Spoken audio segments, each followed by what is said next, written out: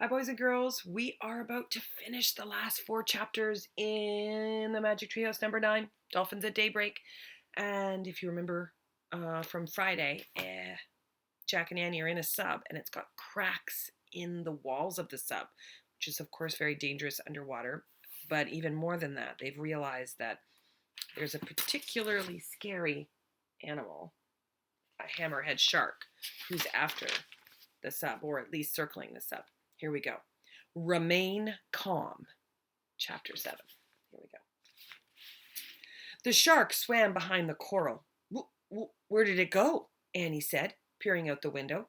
It doesn't matter, said Jack. We've got to get to the top. Well, more water's beginning to come in, said Annie. Yeah, I know. Come on, faster. Jack ordered the mini sub. Even more water's coming in now, said Annie. Lots more water. Jack looked up, and the water wasn't dripping anymore. It was spouting. And a few seconds later, and a few seconds, said Jack, and suddenly the mini sub burst out of the water, bobbing on top of the waves like a cork. The ocean sparkled all around it. We're safe, said Annie. Jack suddenly felt the water rising around his bare feet. I don't really think we are, said Jack. Oops, said Annie. The octopus must have made cracks in the bottom, too. The water was up to their ankles now. Jack looked out. He saw the reef in the far distance, and the sub. It could make it, but it didn't look that far. We should go, said Annie. So she pressed one of the steering keys, and suddenly the screen went bzz, bzz, blank. What's happening? Said Jack. So Annie pressed any of the keys, and then Jack pressed the other buttons, but nothing happened. I think the computer's dead. Oh, great, said Jack. Now the water was up to their knees. I guess we're going to have to swim, said Jack, taking a deep breath. Right, said Annie. It's a good thing we had swimming lessons this summer. Right, said Jack, and it's a bad thing that we just saw a shark. Oh, yeah. Jack quickly found the picture of the shark in the book about the ocean, and he read, If you ever see a shark in the water, don't splash. Swim calmly away. Jack closed the book. I think we better do the breaststroke, he said, so we don't splash. Yeah, good idea. Let's stay close. Very close, said Annie. Her eyes were wide, but she seemed very calm. Jack took a deep breath and he tried to stay calm too. He calmly took his glasses and calmly put them in his backpack with the book and calmly put the backpack on his back. Be calm, said Annie as she slipped out of the mini sub.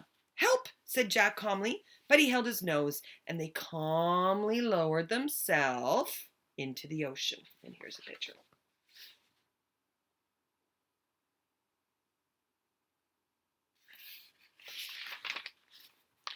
Chapter 8. Swim for your life. Jack moved his arms really slowly, and he moved his legs really slowly, and he gently pushed the water out of his way as he did the breaststroke. Calm, calm, he said over and over to himself. Annie swam beside him, and she headed for the reef. All was calm. Then Jack saw something out of the corner of his eye. It was a dark fin, kind of zigzagging its way through the water, heading right towards them. Jack wanted to splash. He wanted to yell, but he kept saying, Stay calm. I better not tell Annie, he thought. She'll stay calmer if she doesn't know. He swam a little faster, and then Annie went faster. They both swam as fast and as calmly as they could. Sometimes Annie even went faster than Jack, which made him swim faster and then faster. Jack was so scared that he wasn't even tired at all. He was swimming for his life and for Annie's life too. He didn't look back to see if the shark was there. He didn't really want to know. He just kept his eyes on the treehouse in the distance, and he kept swimming. Jack and Annie swam and swam and swam. It took forever for the treehouse to get just a little bit closer, and then Jack realized the reef was farther away than he thought, so he kept swimming, but his arms and legs were feeling heavy. Annie was struggling too. Float, she said, float. Jack and Annie turned on their backs, and they floated their way the way they had learned in swimming class. Well, let's first rest for a minute, thought Jack, and then we'll keep going. But the more Jack floated, the more tired he felt, and soon he was so tired to even float, and he felt like he was going to sink. And then he felt something, and his heart stopped. Something was pushing him in the water. It was slippery and alive. Had that hammerhead shark caught up to them already? Jack's eyes closed, and he waited for the worst. He waited and waited and waited, and finally he opened his eyes. and in front of him was a shiny gray head. It was a dolphin's head. The dolphin pushed Jack with its nose and then made a chippy noise. "Hooray!" cried Annie. Jack looked over. She was clinging to the fin of the other dolphin, and her dolphin was moving with Annie through the water. Jack grabbed the fin of his dolphin, and the two dolphins swam smoothly through the water, pulling Jack and Annie towards the coral reef.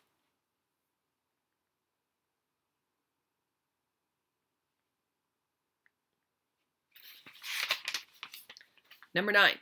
Ouch. The sun shone on the ocean and it sparkled like diamonds, and Jack felt safe. The dolphins were taking good care of him. The dolphins slowed down as they neared the reef.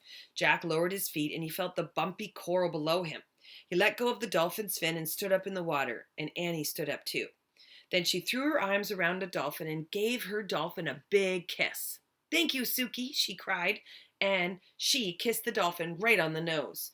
Suki tossed her head back and clicked. "Kiss Sam now," Annie said to Jack. "Are you nuts?" said Jack. But Sam nuzzled Jack's head, and then he put his flippers around Jack's arms. Jack couldn't resist. He threw his arms around that dolphin and gave Dolphin a quick kiss. And Sam nodded and made clicking sounds with laughter and then turned to Suki. The two dolphins chattered to each other for a moment. Then they nodded to Jack and Annie and swam away gracefully. "Bye, Suki. Bye, Sam," Annie shouted. "Thanks," Jack shouted. The dolphins leapt high into the air, and then they dove back into the ocean water with a splash. Jack and Annie laughed. "I wish we could go swim like that," said Annie. Jack and Annie watched the dolphins until they disappeared. "I kind of miss them already," said Annie. "Me too," said Jack. He sat down in the shallow water. "I am really tired from that swim." Annie sat beside him. "Me too." The warm water was lapping over their shorts and t-shirt. Jack pulled off his backpack and he took out the glasses and put them back on. They were kind of blurry, covered in water. "Guess what?" said Annie. "What?" "I saw the shark when we were swimming," said Annie. "But I didn't want to tell you because I wanted you to stay calm." "I saw the shark too, and I swam just faster so you could swim faster."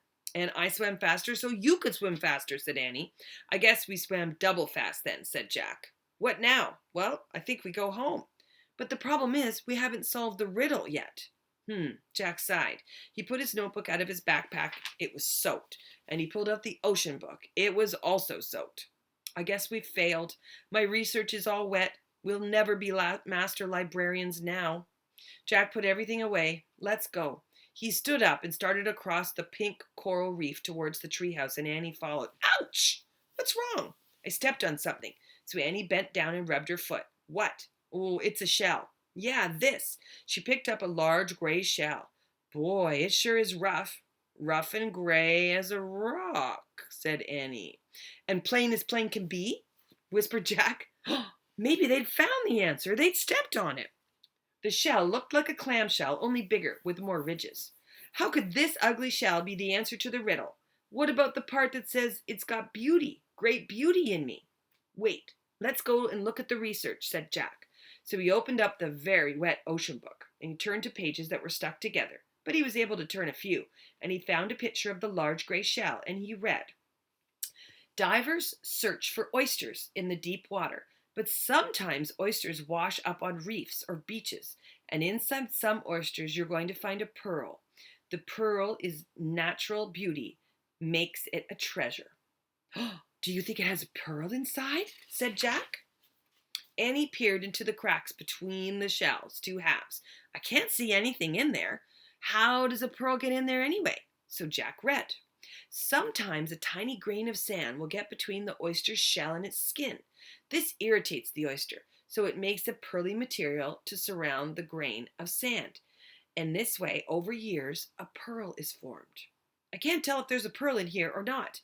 "Well, we could bang it on the rock," said Jack. Now that wouldn't be really nice for the oyster, would it? No.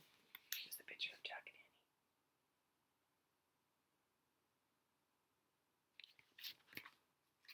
Annie. "Maybe we should just leave the oyster alone," said Annie. She gently put the oyster back in the water. "Well, how do we know if oyster is the answer to the riddle?" "Morgan said we'd know. Come on." Pushed his glasses back into place, and he and Janny picked up their shoes and socks. They climbed through the window of the treehouse. Morgan's scroll was lying on the floor, and it was open. "Look," said Annie. She and Jack stared at the scroll and the riddle that faded away, and in its place, over one shimmering silver word, was oyster.